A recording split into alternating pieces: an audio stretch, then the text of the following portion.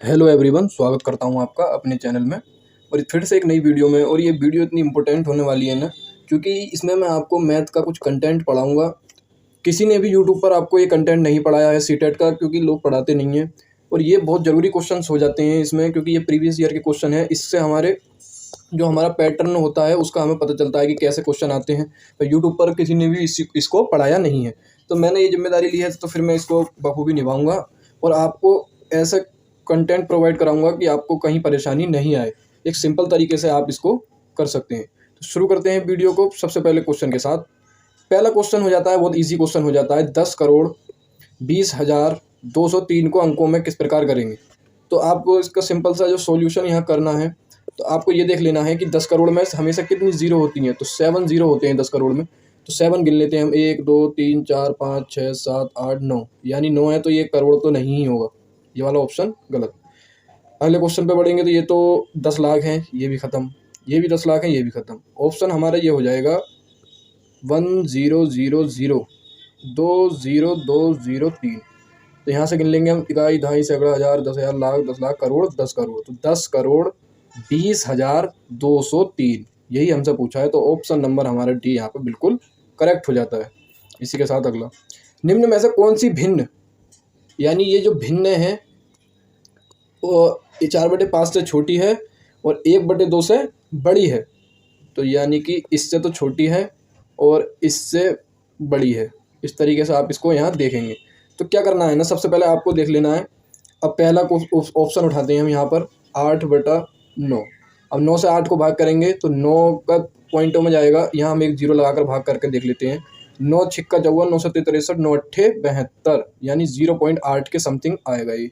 तो 4/5 हमारा यहाँ कैसे पता चलेगा कि ये बड़ा है। तो 5 से 40 की भाग करेंगे तो यहाँ हो जाएगा 0.8, यानी 0.8 से तो बड़ा होना चाहिए, वो छोटा होना चाहिए, और 1/2 से बड़ा। अब यहाँ पर जीरो लगा के देखेंगे तो 0.5, यानी संख्या जो भी आएगी हमारी वो इससे ऊपर या नीचे होगी। अब ये वाला इसको अभी रोक के रखते हैं, अगला ऑप्शन को आजमाते हैं इधर। तो हमारा आता है 7/9। अब 9 से 7 जीरो लगाकर भाग करेंगे, 9 सत्ते 63, यानी 0.7। तो ये इससे तो 0.8 से तो बड़ा हो गया, यानी छोटा हो गया। 0.8 बड़ा हो गया, 0.7 छोटा हो गया, और 0.5 से बड़ा हो गया। तो हमारा ऑप्शन नंबर यहाँ आ जाता है बी, 7/9 हमारा करेक्ट आंसर आ जाता है यहाँ पर। कोई भी आपको परेशानी दिक्कत हो तो आप कमेंट में मेरे को बोल सकते हैं, मैं दोबारा समझा दूंगा। उम्मीद करता हूँ कि ये वैसे तो आपको समझ आ ही गया होगा। अगले क्वेश्चन पर बढ़ते हैं। कह रहा है कि 6 अंकों की संख्या 5 5 6 2 3 4 और के। तो के का मान क्या होगा यदि वह 6 से विभाज्य हो जाए। तो हम एक एक करके रख के देखते हैं। जब हम एक करके रख के देखेंगे तो सबसे पहले पहला ऑप्शन रखेंगे, तो रखेंगे 5 6 2 3 4 और 0। पहला ऑप्शन हमने यहाँ रख लिया। अब इसे 6 से भाग करके देखो, तो 6 6 छंग 36, 6 सत्ते 42, 6 अट्ठे 48, 6 निमा 54। यहाँ बचा हमारा 2 2, तो 6 तिया 18 बचा 4, 6 सत्ते 42 बचा 1, 6 दूनी 12 20। ये तो हमारा नहीं होगा ऑप्शन। पहला 1 रख के देखेंगे यहाँ पे, तो यहाँ तक तो पूरा कट जा रहा है, तो ये भी नहीं होगा। 4 रख के देखते हैं यहाँ पर। ये आपको सारे ऑप्शन रख कर देख लेने हैं। उसके के की जगह आपको एक एक करके ये ऑप्शन रख कर देख लेने हैं। उसके बाद आपको 6 से उसको डिवाइड करना है, तो आपका बहुत ईजिली आ जाता है। तो यहाँ हम 4 को अब रख के देखेंगे 6 की जगह, 5 6 2 3 4 और 4। अब 6 से हम इसको डिवाइड करेंगे तो 6 निमत 54, बचा यहाँ पर 2, 6 तिया 18 बचा 4, 6 सत्ते 42 बचा 1, 6 दूनी 12 बचे 2, 6 चौक 24। ये हमारा 4 पूरा कट गया। तो ऑप्शन नंबर हमारा यहाँ करेक्ट हो जाता है कि 4, यानी ऑप्शन नंबर सी हमारा बिल्कुल करेक्ट हो जाता है। अगला, अब अगला क्वेश्चन आ जाता है कि 28 विद्यार्थियों की एक कक्षा में, ऐसे क्वेश्चन आते हैं, मोस्ट इंपोर्टेंट क्वेश्चन है ये, लगभग देखने को मिलेंगे जरूर आपको, फर्स्ट पेपर में रखे हुए मिलेंगे इस टाइप के क्वेश्चन। बहुत ही इजी क्वेश्चन होते हैं, आपको बस थोड़ा सा इनके कॉन्सेप्ट पर पकड़ बनानी है। मैं बता रहा हूँ कैसे। मान लीजिए 28 विद्यार्थी हैं, करके देखेंगे हाथों हाथ। 28 विद्यार्थी हैं, ठीक है। एक कक्षा में 15 लड़कियां हैं। अब मान लो 28 तो विद्यार्थी हैं, 15 लड़कियां हैं, तो कितने लड़के हो गए? 13 तो लड़के हो गए, ठीक है। 15 लड़कियां हो गई, यानी गर्ल्स, और बॉयज़ हो गए 13। तो ये हमारा यहाँ हो गया। 21 विद्यार्थी अपने दांत साफ करते हैं। चलो 21 विद्यार्थी अपने दांत साफ कर रहे हैं, इसको रखते हैं ऐसे ही। तथा लड़कियों का 3/5। अब 15 लड़कियां हैं और उनका 3/5 क्या हो गया, 3/5, 5 तिया 15, 3 तिया 9, यानी 9 लड़कियां जो हैं, लड़कियों का 3/5, लड़कियों का 3/5 भाग अपने दांत साफ करती है। तो बताइए लड़कों का कितना भाग यही काम करता है। अब लड़कियों का 3/5 है, यानी 21 में से 9 घटा दो यहाँ पर, क्योंकि 21 लोग दांत साफ करना है जिसमें से कि 9 लड़कियां हैं, तो 12 तो लड़के हो गए, और लड़के हैं टोटल कितने, 13। तो ये हमारे इतने लड़के दांत साफ करेंगे। ऑप्शन नंबर डी आपका करेक्ट हो जाता है। उम्मीद करता हूँ ये भी आपको समझ आ गया होगा। अगला क्वेश्चन है, और क्वेश्चन इस तरीके से है कि एक दुकानदार ने सेबों के 138 डिब्बे खरीदे। तो मैं आपको यहीं हाथों हाथ सोल्व कराता हुआ चलूँगा सॉल्यूशन करके, कि एक दुकानदार है, उसने 138 डिब्बे ले रखे हैं खरीदे, जिनमें से कि प्रत्येक में 24, यानी 138 में 24 सेब हैं। तो प्रत्येक में 24, पहले दिन में सेबों के केवल 117 गुणा 3, सॉरी हाँ गुणा ही समझो, 3/4 ही बेच पाया। ऐसे करके आप इसको समझेंगे सवाल को, यानी एक दुकानदार ने 138 डिब्बे खरीदे जिनमें से प्रत्येक में 24, तो ये हम इसकी गुणा करेंगे, मैंने पहले कर रखी है तो मैं आपको डायरेक्ट बता दे रहा हूँ। ये 3312 आ जाता है, और ये हमारा 2808 आ जाता है, यानी 117 की 24 से करेंगे तो आएगा कुछ, फिर 3/4 का जब 24 से निकालेंगे तो 4 छिंग 24 और 6 18, 18 और प्लस कर देंगे, तब जाके हमारी एग्जैक्ट बनेंगे।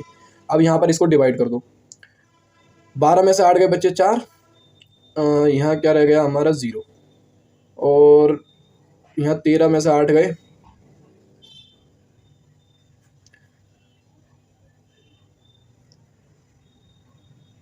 तो यहाँ पर 12 में से 8 गई तो बच्चे 4, यहाँ 0 10 तो 0, यहाँ रह गया ये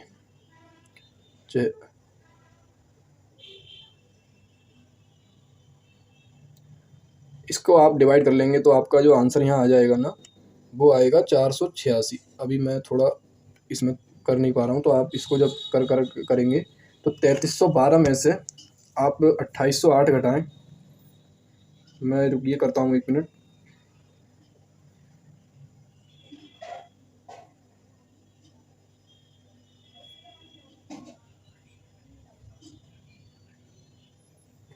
ये यहाँ पर 1 मिनट 138 गुणा 24 3312, 117 गुणा 24 2808।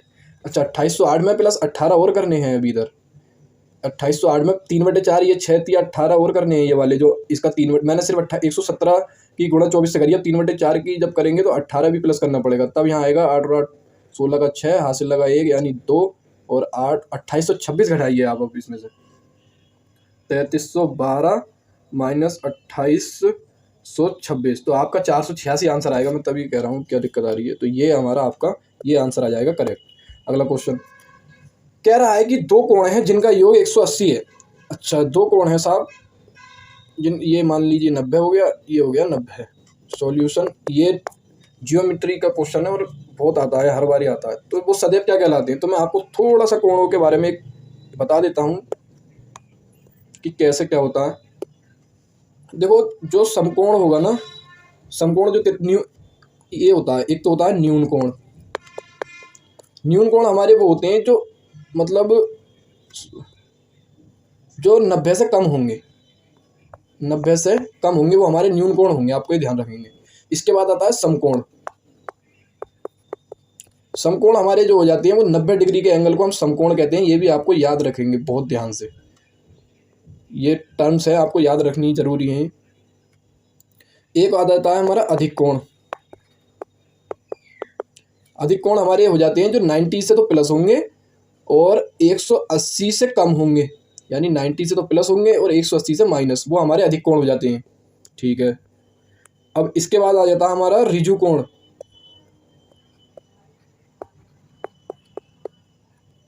ऋजु कोण हमारा जो 180 का एंगल होता है, ये वाला, ये हमारा ऋजु कोण होता है। ये भी आपको याद रखने की जरूरत है। अब वापस से क्वेश्चन पर आते हैं। क्वेश्चन पर कह रहा है कि दो कोण जिनका योग 180 डिग्री होता है, यानी 180 डिग्री जिसका कोण होता है, मैंने आपको बताया है कि जो रिजु कोण है 180 डिग्री इसका होता है, तो आपको आंसर आ जाए। और हाँ, रिज ये यहाँ दे रखा है कि पूरक कोण वही 90 डिग्री वाला होता है, और समपूरक होता है 180 डिग्री वाला, और रिजु कोण को समपूरक कोण भी कहते हैं। तो ये आपको याद रखेंगे, ये वाला आंसर आपका करेक्ट हो जाता है। इसी के साथ अगला, निम्नलिखित में से कौन सा कथन सत्य नहीं है यानी गलत है। अब यहाँ देख लेते हैं पहला ऑप्शन कर करके। एक न्यून कोण और एक समकोण का योग सदैव एक अधिक कोण होता है। तो 90 न्यून कोण मैंने आपको बताया था, और समकोण भी 90 बताया था, यानी 90 से प्लस, ये माइनस, ये 90 से प्लस, तो हमेशा क्या होगा, वो अधिक कोण ही होगा, यानी 180 से कम ही होगा वो हमेशा। ये आपका पहला ऑप्शन करेक्ट, ये तो सत्य है। दो न्यून कोण का योग सदैव, इसके बाद में देखेंगे। दो समकोण होंगे, समकोण है 90 प्लस 90 बराबर एक ऋजु कोण के बराबर होता है, वो मैंने आपको पीछे बताई है, तो ऑप्शन तो ये वाला भी करेक्ट हो जाएगा। दो अधिक कोण होते हैं जो 90 से ज़्यादा और 180 से कम। एक प्रतिवर्ती कोण होता है, प्रतिवर्ती कोण होता है जो 180 से तो ज़्यादा होगा और 360 से वो कम होगा, तो वो हमारा रिजु प्रतिवर्ती कोण हो जाता है। तो ऑप्शन तो ये वाला भी करेक्ट है। गलत ऑप्शन हमारा ये है बी, कि दो न्यून कोणों का योग सदैव एक समकोण नहीं हो सकता, क्योंकि 90 माइनस 90 माइनस नहीं कभी समकोण होगा। ये वाला ऑप्शन हमारा गलत, तो यही हमारा आंसर है। अगला, अब अगला क्वेश्चन कह रहा है कि सालू 18 जनवरी को, सॉल्यूशन करते हैं इसका सवाल पढ़ते पढ़ते। 18 जनवरी को सालू निकलती हैं, ठीक है, अपनी बहन के घर पहुंची, और 2 अप्रैल को वापस आने के लिए चल रही हैं, और कितने दिन रुकी। अब देखो सीधा सा कॉन्सेप्ट, जनवरी, फरवरी, मार्च, अप्रैल, ठीक है, बहुत ध्यान से समझेंगे। अब जनवरी का जो महीना होता है वो 31 का होता है, फरवरी जो है 30 की होती है, लीप वर्ष नहीं हो तो, मार्च 31 का होता है, और अप्रैल भी 30 का होता है। अब इसमें एक आपको इतना तो समझ आ गया। अब एक कॉन्सेप्ट क्या लगेगा यहाँ पर, मतलब एक लॉजिकल बात जो है यहाँ, अब 18 जनवरी को वो चली थी, तो 18 दिन तो माइनस करने पड़ेंगे, तो दिन बचे हमारे यहाँ पर 13, और ये फरवरी से हमें कोई मतलब नहीं, मार्च से हमको कोई मतलब नहीं। अब वो कह रहा है कि 2 अप्रैल, तो हमारा 30 का अप्रैल होता है, 2 अप्रैल को वो आ गई, तो 28 दिन माइनस, तो हमारा 2 ये लगेंगे यहाँ पर। अब 3 और 1 4 और 2 6, 3 और 3 6 और 1 7, यानी 76 दिन वो वहाँ रुकी।